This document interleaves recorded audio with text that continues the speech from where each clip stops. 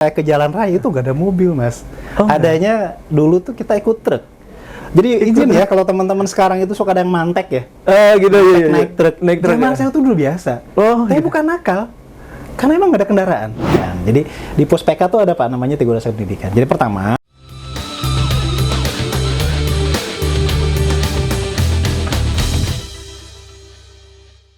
Assalamualaikum warahmatullahi wabarakatuh. Selamat pagi, selamat siang, selamat sore, selamat malam, Sobat Nude dimanapun kalian berada. Gimana tampilannya baru? Iya, kalau kalian ngerasa tampilan ini adalah tampilan Nude Talks di sekolah, kalian salah. Iya, kenapa salah? Karena kebetulan nih, kita pada hari ini berkesempatan untuk bisa datang, untuk bisa silaturahmi dengan salah satu tokoh pendidikan sekaligus beliau sekarang mengabdi sebagai ASN di Dinas Pendidikan Kota Depok. Pengen tahu siapa beliau? Wah, karena beliau nih luar biasa nih. Orang sibuk, asik. Ya, jadi langsung aja kita kenalin. Assalamualaikum, Pak. Dengan Pak Yusuf. siapa? Pak Muhammad Yusuf. Pak Muhammad Yusuf. Bener nih Pak ya, informasi saya kalau Bapak di Kota Depok sekarang ya betul Pak ya. banget. Betul banget. Kebetulan Bapak sekarang di bagian apa nih Pak? Kepala Seksi Kurikulum dan Penilaian Bidang Pembinaan SMP. Waduh, panjang tuh Sobat Nude ya. Kepala Seksi Kurikulum dan Penilaian Bidang Pembinaan Pembinaan SMP ya. Pokoknya yang kaitan-kaitan SMP, yang kaitan-kaitan kurikulum sama penilaian, tapi jangan dibahas nilai saya zaman dulu ya Pak ya. Ampun, itu aja guru aja mau ngasih nilai saya zaman dulu. Aduh, yakin gak nih? Yakin bukan yakin nulisnya Pak. Ini bener nih nilainya segini nih gitu. Nggak yakin loh. Pak, kalau boleh tahu, kalau saya pengen kenal Bapak dulu nih zaman dulu, sekolahnya nih Pak ya, bisa diceritain sedikit nggak Pak? Sekolah Bapak tuh zaman dulu tuh sebagai siswa gitu ya. Sekolah itu suatu suatu keharusankah atau bagaimana tuh Pak? Baik, terima kasih Mas Febri. Saya panggilnya Mas aja ya. Iya, siap. Ya. Kalau jam segini saya panggilnya Franky, nggak apa-apa Pak. Siap Pak. Jadi alhamdulillah saya kebetulan lahir dari orang kampung ya. Saya tinggal di kampung. Rumah saya di Kabupaten Bogor. Anak ke-9 dari 10 bersaudara. Harusnya 13 ya. Dari yang ada 9. Oh, 9. Yang dari 10 saya anak ke-9. Oke. Saat itu nggak banyak yang sekolah di kampung saya itu. Pada saat itu nggak ada yang sekolah karena mereka rata-rata merasa tidak penting untuk sekolah dan kebanyakan orang tuanya tidak berpendidikan juga. Orang tua saya hanya lulusan SD dulu, SR kali ya. Oh, sekolah rakyat ya. Ya, SR. bapak saya. Ibu tidak pernah sekolah juga. Oh gitu. Jadi kami dari keluarga yang relatif sebetulnya tidak berkutat di pendidikan. Ya. Tapi, nah itu dia tuh tapinya, walaupun ibu saya nggak sekolah, dia ngasih ultimatum. Saya masih ingat, ya, mau pinter, mau sukses, sekolah. Kalau mau sengsara, ya jangan sekolah. Itu aja kalimat beliau. Kalimatnya. Tidak pernah melarang saya untuk, kamu harus sekolah. Enggak begitu kalimatnya. Kalau mau sukses, mau maju ke depan, kamu harus sekolah. Tapi kalau mau sengsara, nggak usah sekolah, apa-apa. Nggak usah sekolah. Seperti itu. Jadi usianya itu ya Pak. Ibu saya tidak pernah memaksa saya untuk sekolah. Gitu. Cuma emang ada keinginan kuat dari saya melihat kondisi orang tua, rasanya pengen mengubah gitu, ingin memutus nih rantai. Orang tua saya cuma kerja di pabrik, Mas Febri, cuma kerja di pabrik dengan anak 10 orang, bisa dibayangkan ya, bisa dibayangkan bagaimana untuk menghidupinya gitu. Dan akhirnya saya waktu itu sekolah karena memang keinginan sendiri ya, Orang tua juga mendukung dan saya seringkali sekolah jalan kaki karena nggak dikasih ongkos.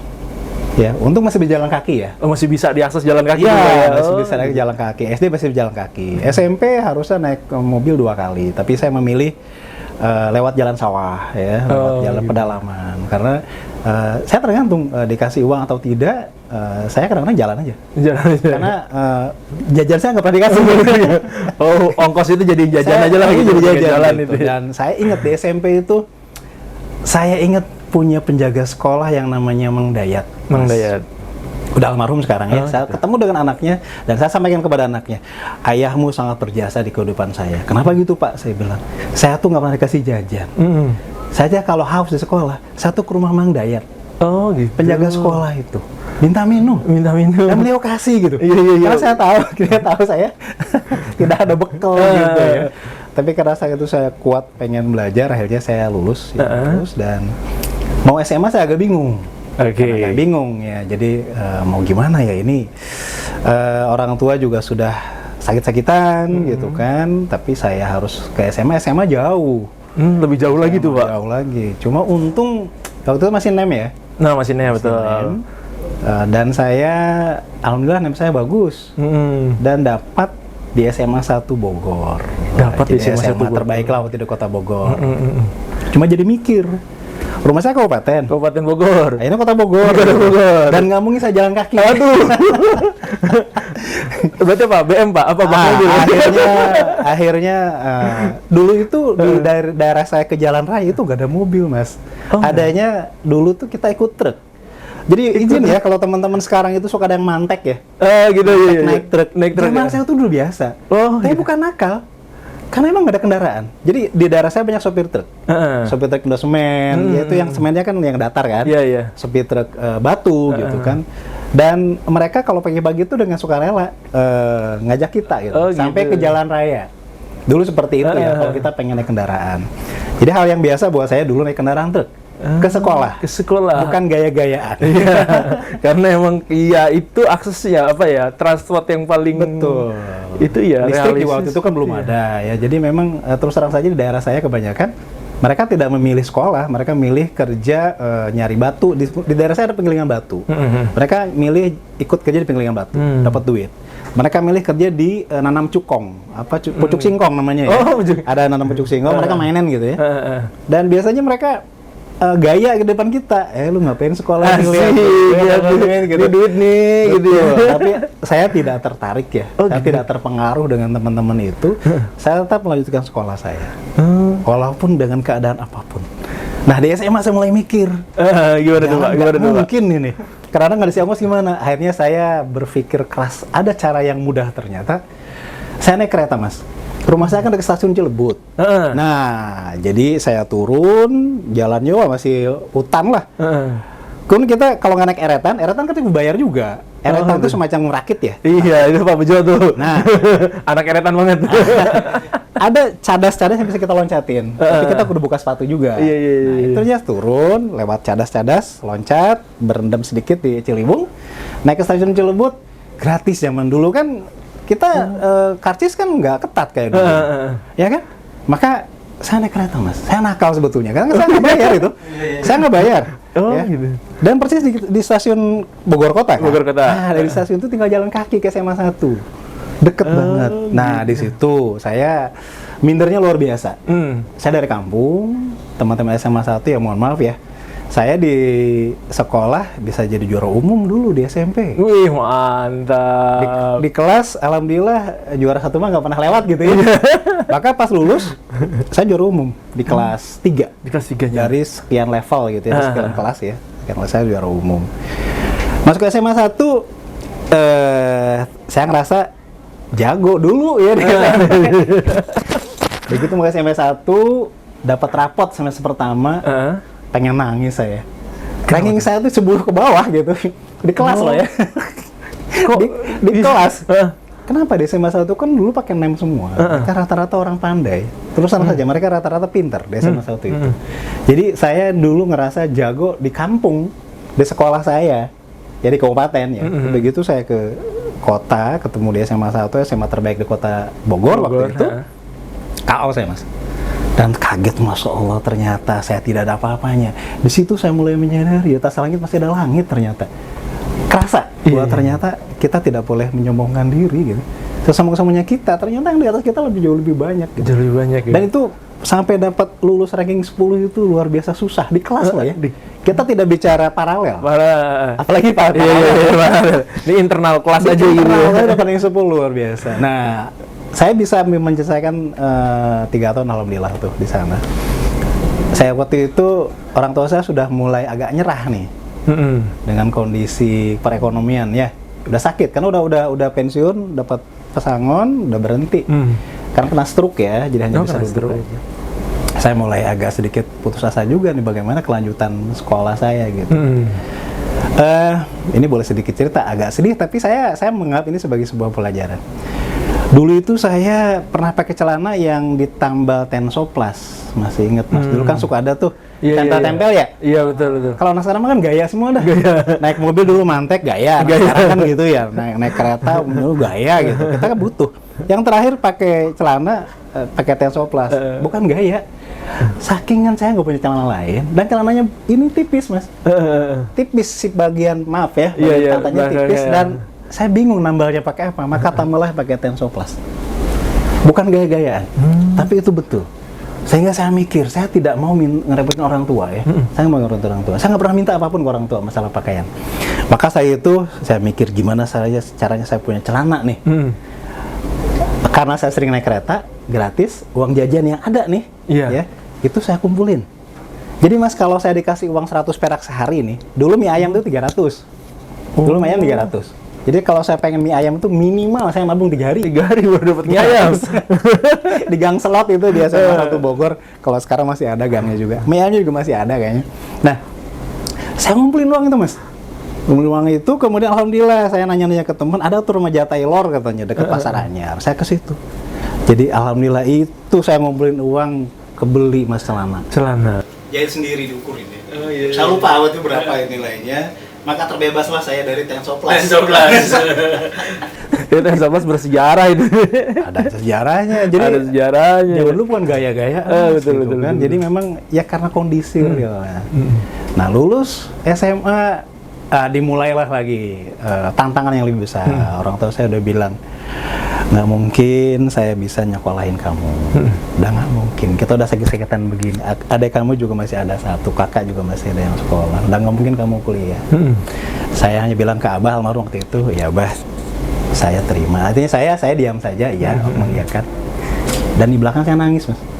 Di belakang saya nangis.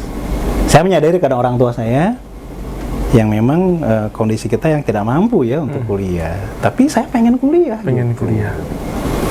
Maka saya waktu itu memilih sekolah kedinasan yang gratis dulu, ada kan? Ada. Nah, ini ceritanya lucu juga nih. Ada banyak story di sini. Mantap ini. Pertama, saya milih di STAN. STAN kan dulu Akuntansi Negara, Sekolah 3 Akuntansi Negara. Itu peminatnya ternyata begitu daftar luar biasa. Saya tes di Stadion Utama Senayan. Setelah 1 stadion penuh. Saya bilang, ini banyak banget yang daftar ya. Ternyata lolos alias lewat. lewat. Maka arahan pertama saya untuk sekolah kedinasan udah tidak terkabul ya. Jadi saya pilih sekolah kedinasan yang gratis kan orang tua saya udah tahu, orang tua saya udah nggak mungkin ngebiayain saya gitu. Dan saya nggak punya dana apapun untuk saya sendiri gitu kan. Akhirnya kedua, saya milih Akademi Ilmu Statistik. Sekarang STIS ya, di Otista itu, di Otista. Saya ikut tes itu di Istora, bukan di stadionnya, Istora. Daftar waktu itu peserta 6.000, hanya dipilih 300. Hanya dipilih 200. Saya diuturan nomor 300. Aduh, masih jauh ya ke 100. Lewat lagi. Masya Allah, saya udah lolos lagi. Dua kali. Dan saya nggak banyak bilang-bilang orang tua sih. Jadi saat itu juga saya berusaha nyari sendirilah, daftar sendiri juga gimana caranya. Terakhir, akhirnya saya masuk ke IPB, ada diploma 3 keguruan. Saya daftar di IPB, di UI, dengan di IKIP ya, IKIP Rawamangun. UNJ ya? Ya, sekarang UNJ ya? UNJ sekarang. Maaf, bukan di IKIP. Saya daftar di IPB, UI saja, saya tidak ke IKIP. Oh gitu. Itu ada 2 pilihan. Dan itu hanya mencetak guru MIPA, jadi guru matematika, kimia, fisika, biologi. Saya lolos masuk ke IPB. Nggak usah bayaran, malah dibayar tiap bulan. Beasiswa istilahnya. Gitu ya. Dan deket dengan Bogor gitu loh, Mas. Jadi saya alhamdulillah di Bogor saya lagi gitu kan. Masih bisa ya jalan atau gimana. Tapi masih tetap itu Pak, nge-BM juga itu pas kuliah. Ya nge-BM udah enggak. Udah enggak. Saya ada uang beasiswa masalahnya. Waktu itu dapat 20.000 per bulan. 25.000 zaman dulu ya, tahun 90 ya. Baru lahir sih, Pak. 90, jadi dengan uang itu saya bisa ngehemat. Saya nggak harus minta ke orang tua untuk ongkos, setidaknya begitu ya. Dan karena kita nggak kuliah, nggak bayar, udah alhamdulillah lah. Dan itu jadi guru. Nah, ada pertanyaan lagi kemudian. Waktu itu jadi guru kepaksa ya. Nah, saya coba untuk ngebuka arsip lama saya gitu. Waktu SMP saya buka-buka gitu. Ternyata begitu di situ ada tulisan cita-cita apa? Guru, Mas. Oh, guru cita-cita. Ya Allah, ternyata dulu saya ngomongnya nulisnya guru gitu kan. Ternyata sekarang saya jadi guru. Jadi guru, gitu. dikabulin tuh tulisannya tuh. Ceritanya alhamdulillah tuh. Mungkin ya ini cerita saya mudah-mudahan mungkin bisa memotivasi ya. Iya. Motivasi teman-teman mungkin yang lain terutama anak-anak juga barangkali terkait dengan bagaimana kondisi pendidikan kita sekarang ini. Karena beda banget dulu dengan sekarang ya. Tapi yang jelas karena kitanya kepengen banget ya. Saya menyadari bahwa ya segala sesuatu Allah yang menentukan ya. Tapi karena kita yang punya keinginan yang kuat, itu salah satu faktornya. Selain doa orang tua tentu ya. Saya terlalu apapun saya akan minta restu orang tua. Nah 3 tahun saya kuliah, alhamdulillah lulus. Dari 30 orang teman sekelas hanya 25 yang lulus karena di sana DO Mas. Kalau misalnya nilai kita kurang, sistem paket langsung dikeluarin. Langsung dikeluarin. Lah Anda kan beasiswa gitu kan, dituntut nilai yang bagus. Nilai nggak bagus harus dikeluarin. Nah, awal saya langsung ditempatkan di Cianjur Selatan. Di Cianjur Selatan. Hampir 5 tahun, kemudian tahun 2008 saya pindah ke Depok, ke SMP 6. Tahun 2008, 98. Nah, tahun 2007 saya sempat ke Kuala Lumpur, Malaysia. Untuk menjadi guru di sekolah Indonesia di Kuala Lumpur. Hampir 5 tahun. Matematika juga. Matematika juga. Matematik sambil matematik nih. Pada heran juga kenapa ngambil matematik ya. Saya punya guru yang inspiratif dulu waktu SMP. Namanya sampai sekarang mungkin boleh ada yang kenal banget. Namanya Bu Mekar Laksmi. Dulu beliau kepala SMP di SMP 13 kalau sekarang ya. Dulu juga kepala SMP 6. Dulu guru saya. Beliau guru matematik. Beliau menginspirasi saya. Sehingga ini nih, guru ini nih yang keren banget. Bagus banget. Saya emang suka matematik dan ketemu guru yang keren banget di matematik. Makin jatuh cinta. Makin jatuh cinta saya dengan matematik. Nah, kemudian saya ingin mencontek figur beliau, Mas. Jadi beliau guru matematik, tapi mengajarkannya itu tidak dengan cara matematik banget gitu loh. Artinya dia menempatkan diri sebagai seorang rekan gitu, maksudnya menarik mengajarkannya itu dan kita tidak merasa tertekan ketika diajar oleh beliau. Itu yang saya lakukan ketika saya jadi guru, maka saya ingin jadi guru seperti beliau gitu. Bagaimana caranya saya menjadi guru matematik yang menyenangkan? Karena matematik aja bagi siswa udah menakutkan. Betul. Gurunya tambah menakutkan kuadrat. Angker banget. Iya.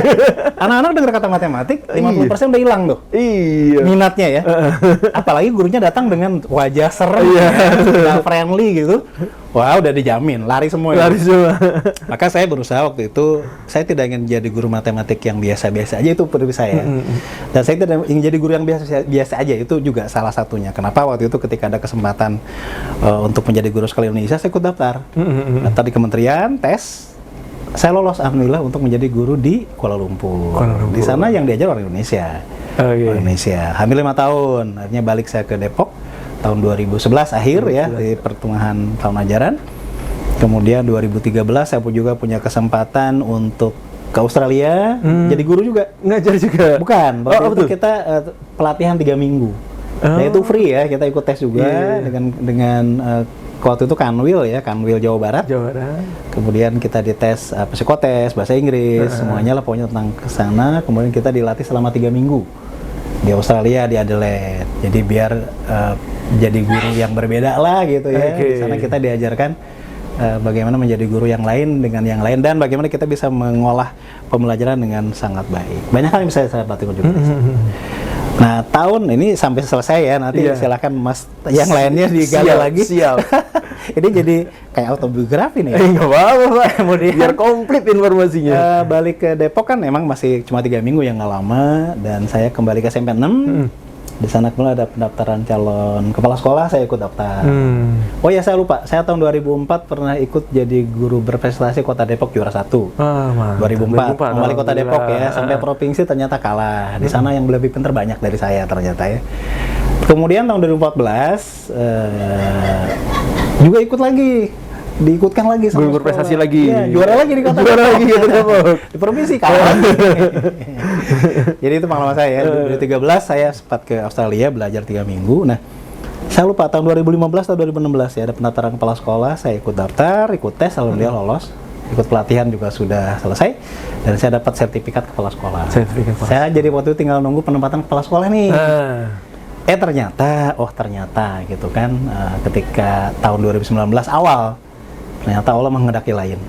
Saya tidak jadi kepala sekolah, justru jadi kepala seksi. Kepala seksi. Waktu itu atas mungkin yang ini Pak Tamrin ya, waktu masih Pak Tamrin kepala dinasnya. Beliau mengajak saya untuk ke dinas pendidikan dan saya bilang siapa, apapun yang bisa saya bantu untuk kemajuan dinas pendidikan Kota Depok saya siap. Cuma tidak terbayang. Saya ngebayangkan waktu itu jadi kepala sekolah. Tentu kan kita udah biasa di sekolah ya, dari guru, wakil kepala sekolah, terus kepala sekolah gitu kan, itu udah ngejalurnya ke sana deh ya pemikiran kita. Ketika saya ditarik ke dinas pendidikan agak bingung sebetulnya, agak confused nih. Saya dinas pendidikan apa ya? Tapi saya didorong oleh Pak Tamrin, kata beliau, sama saja Pak, ya apa yang Bapak lakukan. Cuma barangkali kalau di sekolah Bapak hanya satu sekolah saja lingkupnya.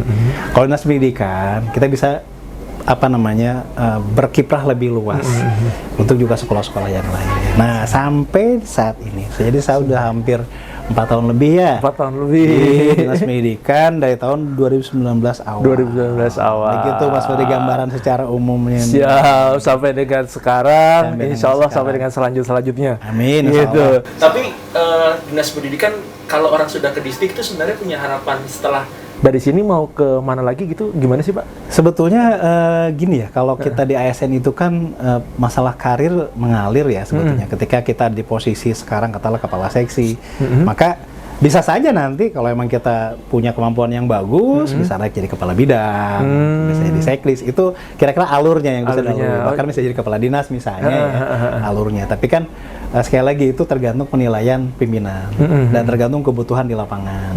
Jadi sebagai ASN kita sih manut ikut aturan pimpinan, ikut aturan Pak Kadis, ikut aturan Pak Wali, apapun ditempatkan dimanapun. Kalau saya prinsipnya itu tugas yang harus saya laksanakan dengan sebaik-baiknya. Iya, terus memberikan dampak positif ya Pak ya. Betul. Karena kalau tadi di kepala sekolah mungkin itu cuma satu sekolah doang yang bisa kita berikan dampak gitu ya. Betul. Begitu kita di dinas pendidikan kita bisa ngasih dampak ke banyak sekolah. Pak, ini menarik nih Pak, kalau kita balik lagi di fase tadi itu masih anak-anak, masih sekolah gitu Pak. Kalau Bapak dulu mungkin di ruang lingkup Bapak atau di lingkungan Bapak lebih banyak orang yang di usia Bapak pengen kerja langsung tadi itu, ya dengan tadi pamerin uang. Itu kalaupun ada anak-anak yang sekolah, itu emang anak yang pengen masuk sekolah, apa ya katakanlah gini, emang anak-anak yang niat sekolah doang Pak? Yang pada zaman dulu itu masuk sekolah itu memang sudah tersortirkah atau bagaimana tuh Pak? Ya, jadi sebetulnya karena kondisi orang tua juga ya. Kebanyakan sih mereka kalau sampai di saya ada madrasah ya, yang dekat madrasah. Kebanyakan mereka sampai madrasah aja. Di madrasah udah selesai. Jadi orang tua sendiri pemikirannya waktu itu, orang tua di sana ya, merasa bahwa pendidikan tidak terlalu penting. Itu yang saya amati dari tetangga saya ya. Kalau orang tua saya termasuk masih berpikiran maju, walaupun tidak sekolah juga sebetulnya ibu saya contohnya ya. Ibu saya pinter nulis baca Al-Quran pinter, tapi baca Al-Quran Latin nggak bisa.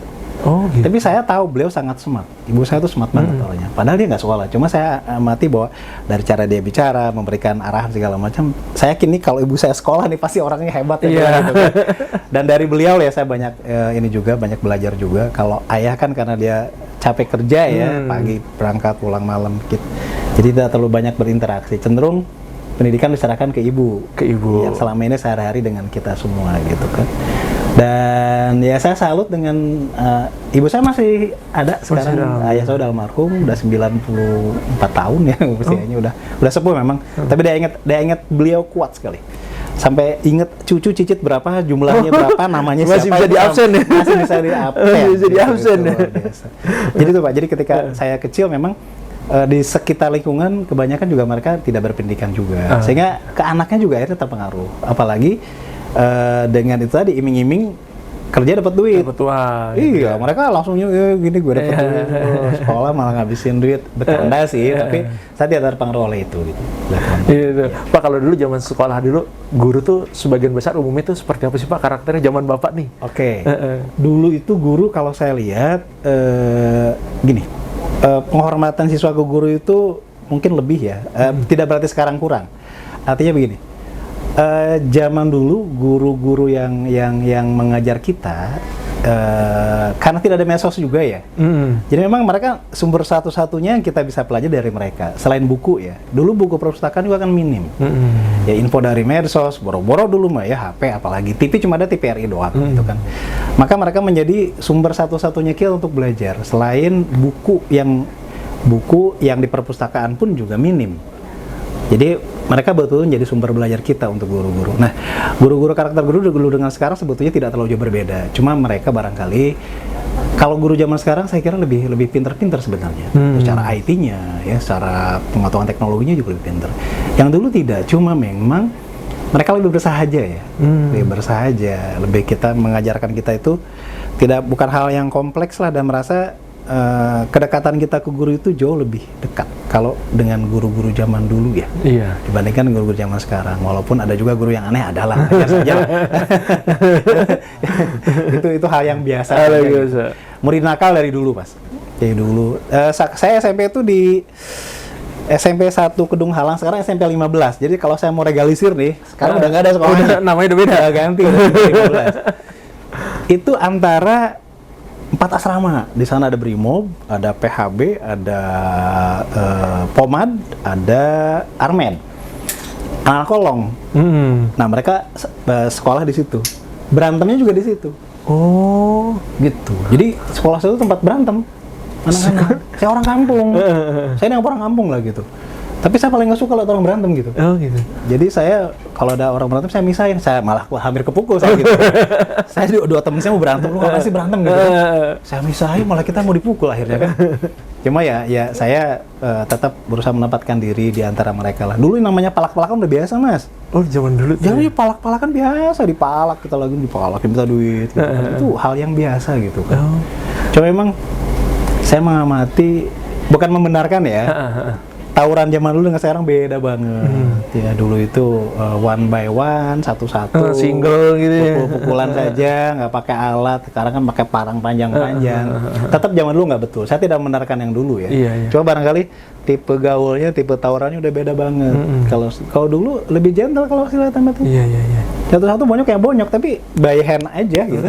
By hand aja, pakai alat gitu. Dan sekarang kan saya lihat alatnya panjang-panjang. Saya bilang sebenarnya pada penakut sekarang. Keroyokan juga, rame-rame gitu ya. Kadang juga teman-temannya juga cuman gara-gara ikut-ikutan tuh. Sebagian besar tuh kayak gitu Pak ya zaman sekarang ya. Pengaruh teman juga. Pengaruh teman juga. Gitu. Pak, tadi guru siapa Pak tadi yang memberikan Bu Mekar Laksmi. Itu yang Bapak lihat atau apa sih yang siswa lihat sehingga itu bisa menginspirasi? Kok sampai ke bawah sampai Bapak pengen mencontoh cara beliau dalam berdedikasi gitu? Cara beliau mengajar menarik. Jadi begitu beliau menerangkan sebuah misalnya rumus begitu, dia mengajarnya dengan cara yang menarik. Dan sama sekali tidak nge-push ya, tidak nge-push siswa kamu harus bisa. Tidak seperti itu cara beliau mengajarkannya. Jadi anak-anak bisa menerima cara beliau, walaupun mungkin anak-anak itu tidak semuanya pintar matematik. Saya memang menyadari ketika saya jadi guru matematik, saya menyadari di kelas itu nggak semuanya kok bakat matematik. Karena bagaimanapun matematik bakat, Mas. Sama kayak orang olahraga. Voli, catur itu bakat, tetap ada bakat. Cuma kemudian ketika diasah, yang berbakat itu akan cepat jadi. Ya, ketika tidak diasah tidak jadi apa-apa gitu kan. Nah, kecerdasan matematik itu salah satunya kan dari 8 kecerdasan, satunya kecerdasan matematika ya. Angka-angka. Nah, jadi beliau mengajarkan itu dengan cara yang enak, dengan cara yang membuat kita merasa bahwa matematik itu jadi mudah sebenarnya gitu. Itu yang beliau berikan ke kita. Dan saya tertarik dengan cara beliau mengajar gitu. Ya. Dan karena nilai saya juga bagus terus ya. Sampai maaf ya dulu, ini saya bocoran dikit. Sampai bingung, Ibu mau ngasih nilai kamu berapa ya? Karena saya itu nilai 10 nggak boleh. Jadi nilai saya itu maksimal 9,5. Maksimal itu karena 9,5 nggak boleh, nggak 10 gitu, nggak 10 gitu kan. Karena kesempurnaan hanya milik Allah ya Pak. Nah itu dia, makanya saya bilang nggak apa-apa lah, saya terima aja gitu. Jadi maaf ya, kadang-kadang gini, saya ini juga kalau ada kelas lain lagi ulangan, kadang saya ngoreksi. Oh, aneh kan?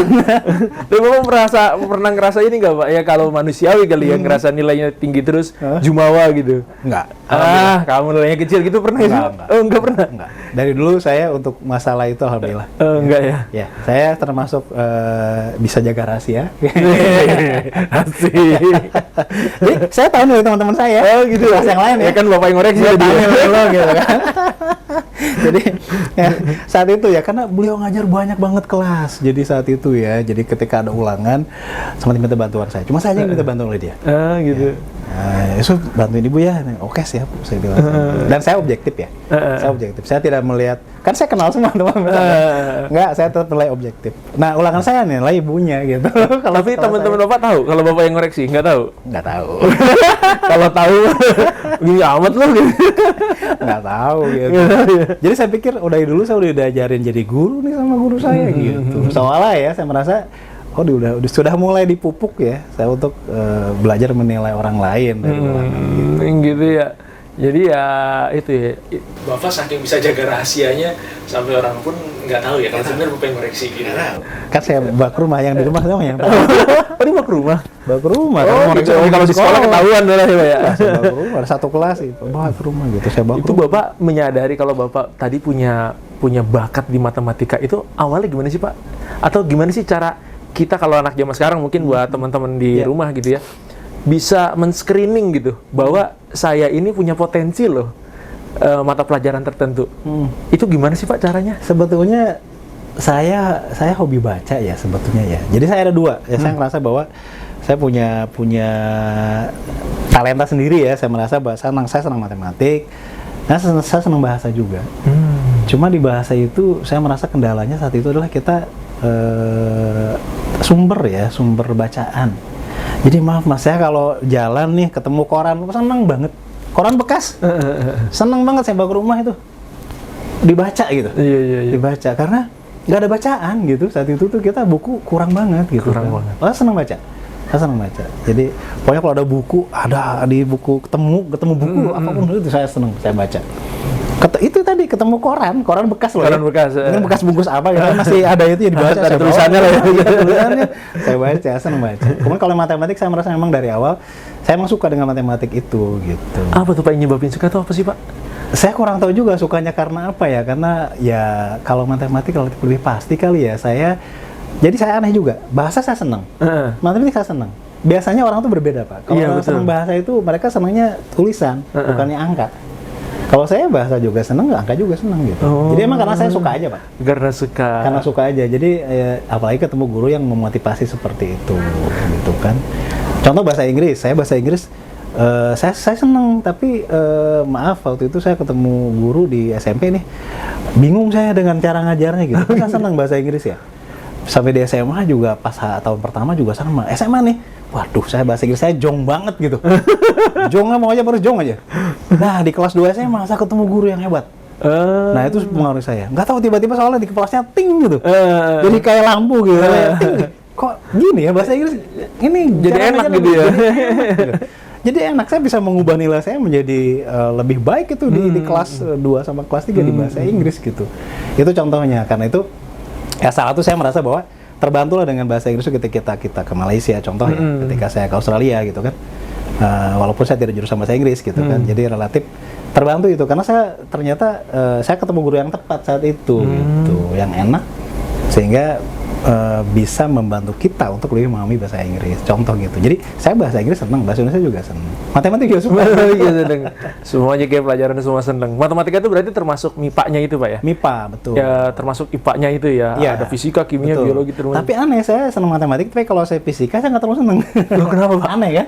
Saya fisika sama kimia nggak terlalu senang. Jadi mungkin saya lebih senang mengotak-atik angka yang sifatnya pure ya. Sifatnya pure, bukan terapan gitu. Saya lebih senang mengotak-atik itu. Kalau yang fisika kan cenderung terapan ya. Terapan di sana ada rumus-rumus banyak yang harus itu. Saya cenderung tidak terlalu suka dengan fisika, walaupun senang matematik. Senang matematik. Termasuk kimia, saya kimia tuh hafalan yang nggak suka ketika bicara rumus kimia. Senyawa-senyawa gitu. Tapi itu menjadi bagian yang harus saya pelajari tetap di SMA. Saya nggak tinggalkan itu. Di SMA kan kita belajar fisika, biologi, kimia juga. Kan semuanya kita pelajari. Karena di jurusan saya waktu itu A2. A2 biologi. Dulu tuh A1 fisika, A2 biologi, A3 tuh SOS dulu zaman saya SMA. Nah, A1 A2 tuh mirip. Nggak ada bedanya antara jurusan fisika biologi, mapelnya hampir sama. Kecuali SOS ya. Di SOS ya mereka nggak belajar fisika kimia. Oh, IPS gitu ya? Ya, IPS, ya. IPS gitu ya. IPS atau bahasa ya. Itu mereka hanya, pun matematik juga dasar saja gitu kan. Ya, karena itu pas di universitas saya milihnya memang matematika. Saya tidak milih kimia atau fisika. Jadi ada jurusan biologi, kimia, fisika, matematik. Saya milih matematik. Matematiknya. Karena saya kalau milih kimia saya juga nggak terlalu suka di situ, di fisika juga enggak. Biologi juga saya tidak terlalu ngapal juga gitu ya. Jadi di antara empat ini saya milih matematik. Ya udahlah yang pasti-pasti aja yang saya suka lah ya. Karena yang saya pasti suka matematik. Walaupun kalau misalnya matematik nggak ada nih masuk fisika, kimia atau biologi, saya akan ngambil fisika. Berikutnya kalau ada misalnya pilihan step berikutnya gitu kan. Tapi kadang matematik saya milih matematik. Matematik. Pak, kalau sekarang kalau katakanlah guru yang ini versi saya Pak, tolong dipandang, dinilai lah. Guru zaman sekarang tuh mestinya guru yang bisa ngenakin pelajaran. Kayak tadi contohnya gitu Pak ya. Ada guru yang memang dari cara Bu Laksmi tadi tuh bisa ngenakin matematika yang orang lain itu jadi tantangan jadi guru zaman sekarang ya Pak ya. Betul. Jadi gini. Sebetulnya dari zaman dulu sampai sekarang guru itu tugasnya sama kok, memberikan pengetahuan, mencerdaskan, mendidik karakter segala macam, itu semuanya sama. Tugas mereka guru sama. Cuma sekarang memang berbeda dengan siswanya juga. Beda zamannya, beda teknologinya, beda situasinya, tentu pendekatannya berbeda. Kalau dulu itu, mohon maaf saya termasuk salah satu korban yang pernah dipukul oleh guru ya, di punggung sampai di sini nih. Guru zaman dulu tuh saya waktu di madrasah ya, itu guru kan megang bambu tuh, yang kalau misalnya ribut tok gitu kan, atau ini Budi gitu kan. Nah, itu saya pernah di kelas waktu itu ribut, gurunya masuk langsung dihajar semua tuh punggungnya sama gurunya, coba mau laki perempuan dihantam semua. Dan zaman dulu sih ya. Zaman dulu. Ketika pulang, apakah saya berani lapor ke orang tua? Tidak. Kita semua nutupin. Bahkan saya biasanya ke kamar mandi nggak pakai baju, sekarang pakai baju. Karena ingin nutupin merah di belakang saya. Sampai memastikan udah merahnya hilang baru saya berani telanjang. Jadi dulu itu rasa hormat kita sama guru itu luar biasa. Orang tua kita sudah menyerahkan kita sama guru. Maka kalau saya lapor, betul abah saya akan nyalahin saya lagi, ditambahin mungkin oleh ayah saya. Jadi itu saya merasakan betul. Jadi bukan bohong. Jadi kalau ada berteori dulu, kalau dulu kita dipukul guru lapor oleh tambahin, itu betul. Saya merasakan. Saya termasuk saya masih merasakan. Jadi rasa hormat kita ke guru memang luar biasa. Nah, kalau masalah guru zaman sekarang barangkali tantangannya banyak. Anak-anak sekarang itu bahkan bisa lebih pintar dari gurunya. Kenapa? Karena sumber belajarnya banyak sekali. Kemudian jangan lupa juga, yang hal-hal yang nggak baik pun sudah mereka pelajari sekarang. Jadi mohon maaf kalau misalnya anak sekarang ini jadi dari unsur kekerasannya, ke negatifan lainnya muncul juga lebih banyak. Di samping yang positif ya, mereka punya HP, isinya bisa macam-macam. Nah, guru sekarang dituntut untuk bisa lebih menangani itu lebih baik lagi. Kalau dari dulu sampai sekarang, guru itu bisa dijadikan sebagai digugu dan ditiru itu betul. Cuma sekali lagi bahwa zamannya berubah. Ya kalau sekarang kan juga tidak boleh kita pakai kekerasan kan. Mukul itu udah nggak boleh. Verbal pun juga tidak boleh gitu kan. Karena dilarang sudah. Kalau zaman dulu kita biasa sama guru ya. Tapi saya merasa bahwa guru itu sayang sama kita gitu loh. Saat itu ketika saya dipukul oleh guru semuanya, saya tidak benci guru saya gitu, anehnya gitu ya. Iya.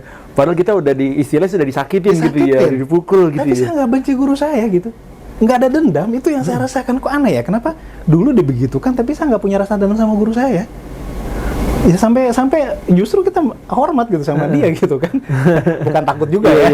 Jadi karena dengan yang zaman sekarang mungkin karena pengaruh, mohon maaf ya, medsos, di antaranya juga tayangan TV segala macam yang sangat bebas. Jadi mohon izin, saya merasa bahwa ada kekurangan kita di urusan media sosial, ya, terutama tayangan TV. Contoh waktu saya ke Australia nih, saya ngobrol dengan sopir bus ya di sana, orang-orang sana, dia katakan bahwa di sini Anda tidak akan menemukan tayangan kekerasan apapun di TV. Nggak ada, Pak. Nggak ada Mas, itu di semua tayangan itu baik. Tadinya saya pernah berpikiran, maaf ya, agak sedikit kotor ya. Jadi saya ke Australia nih, jangan-jangan tayangan TV-nya ini yang aneh-aneh nih kan gitu ya. Saya coba ikutin, ini bukan TV kabel ya, TV-TV yang memang resmi negara mereka. Itu semuanya tayangannya itu positif, dan betul yang di sopir saya dikatakan. Anda tidak akan pernah menemukan tayangan kekerasan di TV kami di Australia. Jadi saya heran lah, ini orang Barat yang notabene mereka lebih sekuler ya, lebih liberal, lebih bebas. Justru ketika bicara masalah moral, mereka ternyata lebih kuat untuk menjaga itu gitu. Sementara di kita, mohon maaf, saya begitu Republik Indonesia, waduh ini tayangan TV kita luar biasa. Saling mencaci, memaki, kekerasan gitu kan, contoh-contoh yang tidak baik. Bahkan mungkin kalau kita bicara adab, saya merasa bahwa di Australia itu adab itu didahulukan oleh mereka. Adab yang lebih didahulukan. Jadi ketika nyebrang saja, ini pernah saya contohkan juga. Ketika nyebrang zebra cross, betul, nyebrang zebra cross kosong, selagi itu belum lampu hijau mereka tidak akan nyebrang, walaupun kosong. Nah, saya dengan teman-teman di ceritanya Indonesia ya, datang ke sono, nyebrang kosong, masih merah ya, nggak ada kendaraan kosong, kita jalan, diomelin Mas. Ada orang Australia bawa anaknya, diomelin kita. Dia bilang apa? Anda sudah merusak didikan saya kepada anak saya. Saya ngedidik anak saya, kalau misalnya lampu itu merah, berhenti, stop. Kalau udah hijau baru jalan. Itu didikannya. Tapi dia melihat kita, lampu merah nyelonong baik, diomelin gitu ya. Sama ini. Anda sudah merusak didikan anak saya gitu. Saya bilang ini luar biasa nih Australia dengan mereka bicara taat pada aturan gitu. Itu contoh ya yang mungkin barangkali harusnya bisa kita contohkan. Tertib berlalu lintas ya di kita masih parah lah, contohnya itu. Jadi saya tidak menyalahkan ketika orang pengen lihat sebuah negara, coba lihat cermin berlalu lintasnya katanya. Saya punya persepsi setuju dengan pemikiran itu gitu. Di Malaysia contohnya ya, di Malaysia lebih tertib dibandingkan dengan di kita. Klakson di sana jarang, karena kalau klakson itu artinya teriak. Kalau ten-ten gitu ya, kalau itu kan beda. Di kita angkot kalau nggak klakson nggak dengeran ya. Sekarang kalau ada teriak-teriak, klasonin aja lah biar dia tahu angkot ya, kita. tapi kalau di jalan pun kita punya kendaraan itu apa namanya? Sekarang kita terbiasa ya klakson ten-ten. Kalau di sana dan kalau misalnya ada kecelakaan nih, sekian gitu. Mereka berantem nggak ada sampai pukul-pukulan gitu, nggak ada. Mereka urusannya asuransi kalau kayak gitu. Mereka ngomong sih marah-marah gitu kan, tapi nggak ada yang pukul-pukulan karena di Malaysia itu yang mukul duluan itu yang salah. Itu aturannya mereka. Terlepas apapun kejadiannya, yang mukul duluan langsung itu dianggap salah oleh polisi. Jadi mereka punya pola seperti itu dan aturannya juga jelas. Jadi ya akhirnya mereka saya amati ya, itu memang urusan berlalu lintas lebih baik dibandingkan dengan kita. Ini fakta ya, saya tidak sedang menjelekkan negeri sendiri, membaikkan negeri lain, tapi ini fakta di lapangan yang mungkin PR kita bersama sebetulnya. Nah, kembali kepada guru tadi, kalau saya lihat guru-guru zaman sekarang, anak-anak muda kita ini udah hebat-hebat guru. Karena kenapa? Pengetahuannya udah jauh lebih bagus dibandingkan dengan guru-guru kita zaman dahulu gitu. Cuma barangkali nilai-nilai karakter ini yang memang jadi tantangan besar buat anak-anak kita zaman sekarang gitu. Karena medsos bisa jadi mereka lebih banyak berguru kepada medsos, lebih banyak berguru kepada tayangan-tayangan TV atau tayangan biasa atau apapun lah yang lebih masuk ke kepala mereka dibandingkan dengan yang mereka sering dapatkan di satuan pendidikan gitu. Bahkan saya agak khawatir juga ketika di sekolah ternyata juga masih ada bullying misalnya kan, pembulian. Dan kadang-kadang bullying itu juga dilakukan oleh gurunya secara nggak sadar. Nah, maka di kita Dinas Pendidikan punya program nih, program untuk sosialisasi anti bullying, program anti korupsi contohnya. Jadi ini program baru dari Dinas Pendidikan, kita sampaikan ke mereka karena mungkin banyak guru yang kadang-kadang tidak menyadari juga kalau mereka lah sebetulnya sumber bullying itu contohnya ya, tidak menyadari bahwa mereka telah membuli siswanya. Karena banyak kejadian ada siswa sampai bunuh diri, dibully sama temennya kan gitu ya, nggak mau sekolah gitu kan. Karena hal ini memang di kita masih sering terjadi. Bahkan di luar negeri juga masih sering terjadi, Mas. Bukan cuma di kita ya. Ini yang termasuk program yang Dinas Pendidikan ingin sampaikan kepada teman-teman guru dulu terutama, guru kepala sekolah ya. Untuk disampaikan, disebarkan di satuan pendidikan masing-masing gitu. Program tadi itu anti-bullying, anti-bullying, anti-korupsi, sosialisasi gitu ya. Pak, kalau balik lagi ke Bapak sekarang sebagai Pak Kasih ini, ada nggak sih Pak pencapaian Bapak yang dirasa jadi target dalam waktu dekat ini? Ya, kalau sekarang ini saya capeknya tuh pengen semua guru nih mengakses platform Merdeka Mengajar tuh 100%. Ketika bicara kurikulum Merdeka, kan sekarang yang paling pokok kan Merdeka Belajar. Nah, Merdeka Belajar itu ketika sekolahnya bukan PSP, maka mereka harus belajar mandiri kan.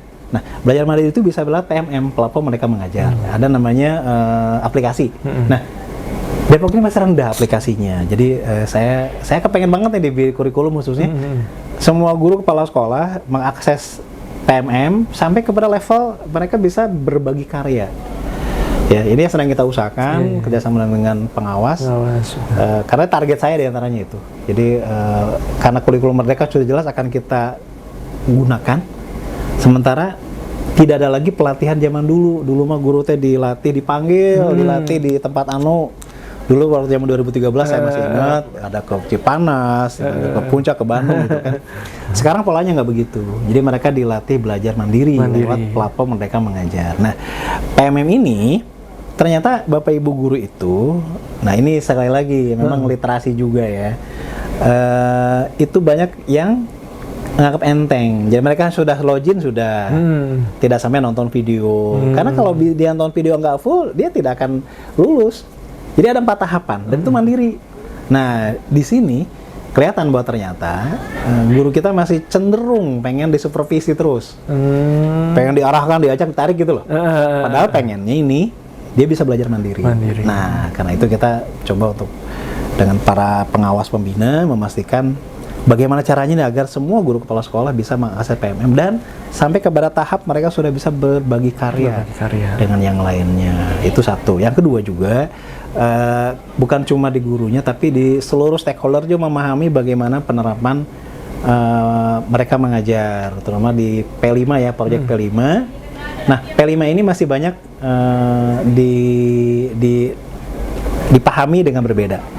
P5 itu kan proyek penguatan profil pelajar Pancasila ya. Di sana tujuannya sebetulnya bukannya akhir tapi proses. Ketika mereka ngambil tema gaya hidup berkelanjutan, kemudian masalah sampah misalnya. Jadi diharapkan mereka bukan cuma tahu sampah itu harus dibuang ke tempatnya, tapi mereka bisa buang sampah pada tempatnya. Itu kan hal yang ringan sebenarnya.